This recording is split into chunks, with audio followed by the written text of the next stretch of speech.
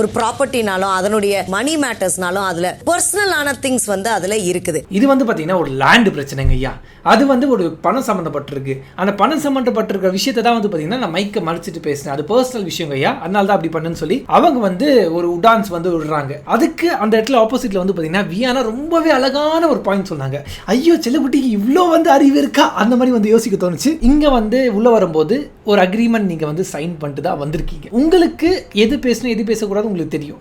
அது பேசாம தவிர்த்து இருக்கலாமே. மைக்கை மறைச்சிக்கிட்டு பேசுறதுக்கு என்ன அவசியம் இருக்கு? அப்புறம் வந்து ஆடியன்ஸ்க்கு உங்களுக்கு வந்து கமிஷன் கட் ஆகுது, எப்படி நீங்க இப்படி பண்ணலாம்னு சொல்லி ரொம்ப வேலிடான பாயிண்ட் வந்து வியானா வந்து எடுத்து வச்சாங்க. அப்படி கேட்க கூடாத ஒரு பேச்சுகள் இருந்தா அந்த பேச்சை தவிர்க்கலாம்ல. லைக் எப்பவுமே வந்து பாத்தீங்கன்னா அழகா இருக்கிற பொண்ணுங்க எல்லாம் அறிவா இருக்க மாட்டாங்க. அதுவும் வியானா பண்ற கிரிஞ்சு காமெடியா இருக்கட்டும், கிரிஞ்சு ரியாக்ஷனா இருக்கட்டும், அதெல்லாம் கம்பேர் பண்ணும்போது இந்த இடத்துல வந்து வியானா வந்து உண்மையிலேயே வந்து ஷைன் ஆகுறாங்க. ஐயோ இந்த பிள்ளைக்கு இவ்வளவு அறிவு இருக்கா, இவ்வளவு நேரம் தெரியாம இவ்வளவு கலஸ்டமே அந்த மாதிரி வந்து இருக்கு. பட் ஆனா நல்ல கேள்வி. ஒரு ஜட்ஜா என்ன தீர்ப்பு கொடுக்கணுமோ, என்ன கிராஸ் கொஸ்டின் கேட்கணுமோ சொல்லி வியானாக்கு ரொம்ப அழகா வந்து தெரிஞ்சிருக்கு. ரொம்ப அழகா வந்து பண்ணியிருந்தாங்க வியானா.